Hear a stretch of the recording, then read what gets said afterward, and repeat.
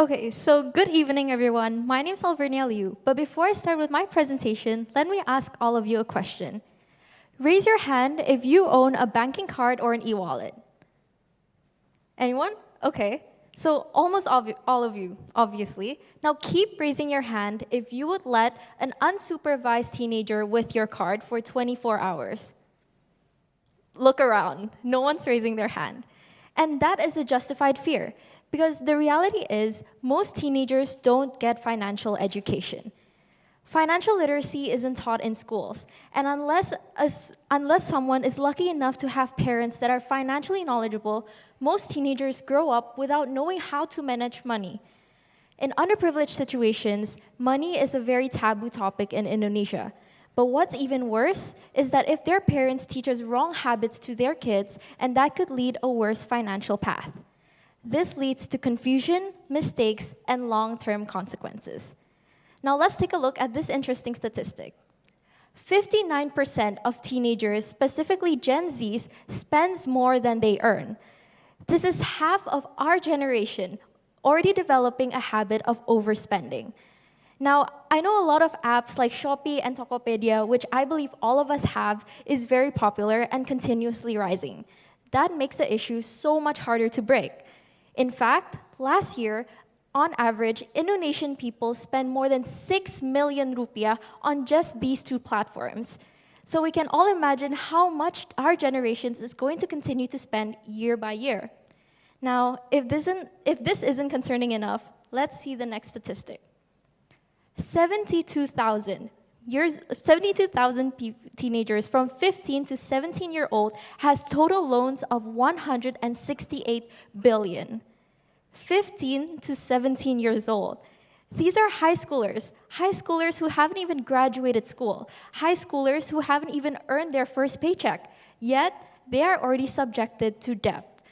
Now, most of these people don't even know what interest rates mean, yet they are already at a risk of falling into financial traps. The problem here isn't how much they spend. It's not that they spend a lot of money, but it's because they lack something very, very important, which is financial literacy. Most teenagers don't know how to budget. Most teenagers don't know how to save.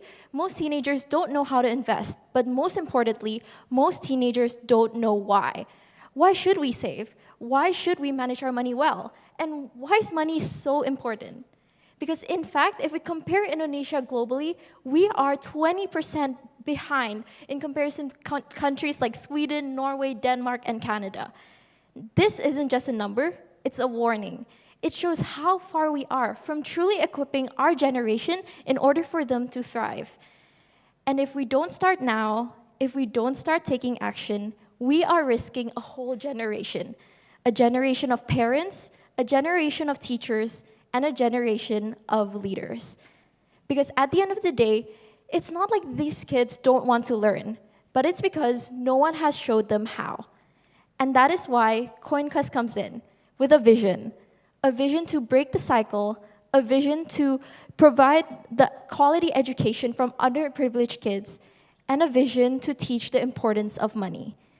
So last year, I decided to write a book titled CoinQuest. But what makes it different with other books is because of these four things. First of all, it's created by a teen for teens. So in that book, I share about my experience, my own personal struggles in managing money, how FOMO or how to deal with apps like Shopee and Tokopedia. So it's through this relatability that I hope the teenagers that read this book will be more inclined to follow the tips in the book.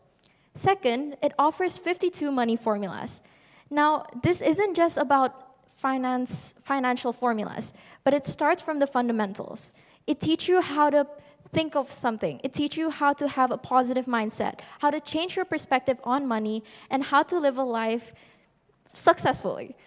But also, after learning all those fundamentals, you learn how to budget, how to save, and eventually how to invest. Next, inspiration from public figures.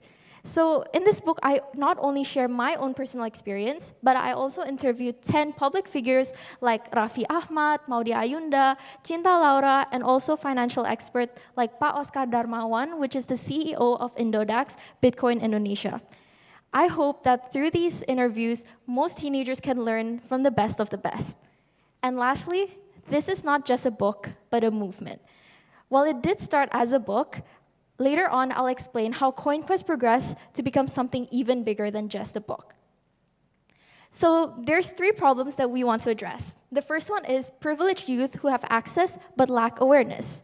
So in order to solve this, we decided to sell our books by a soft launch, and luckily enough, we have a positive response, getting 200 books sold out during this event. Because of that, we decided to create more. We expand to make a package, selling cards, selling tote bags, stickers, for those teenagers who may not like reading books. And similarly enough, a lot of Indonesians actually demand these kind of stuff.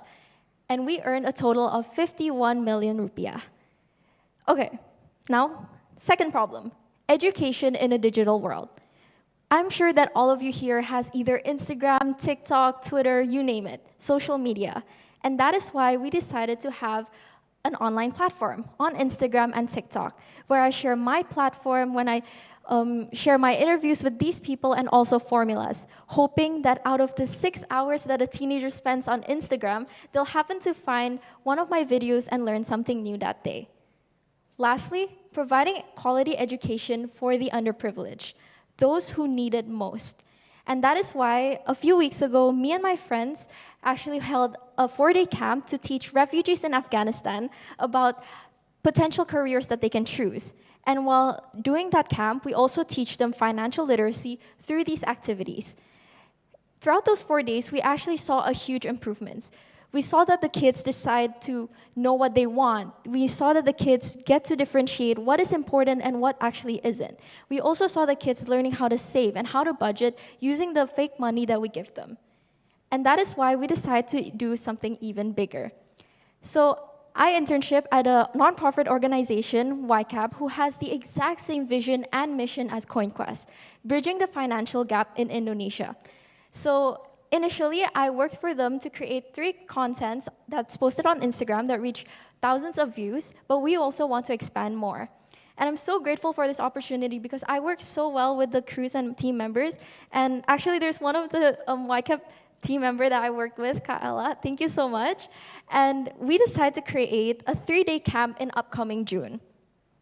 So I'm sharing all of this not to show how much we have done or how these things need to be praised. Definitely not.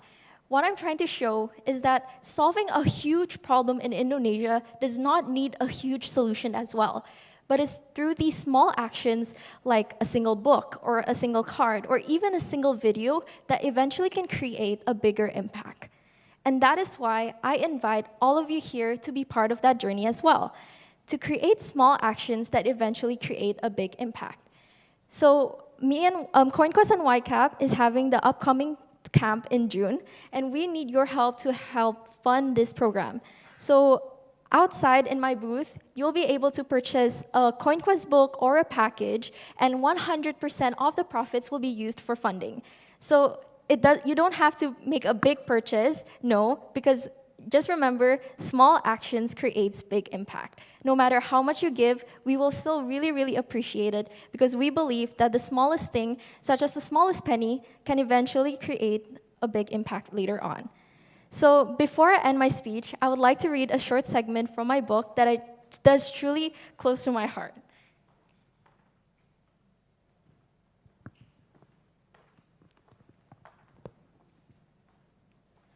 So, true success lies not in the accumulation of wealth, but in the meaningful use of it.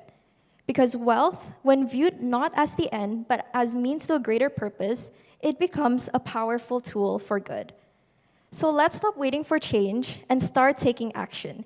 Because with one action, one conversation, and one choice, we are a step closer to creating a generation that's not just smart with money, but wise with purpose. Thank you, everyone.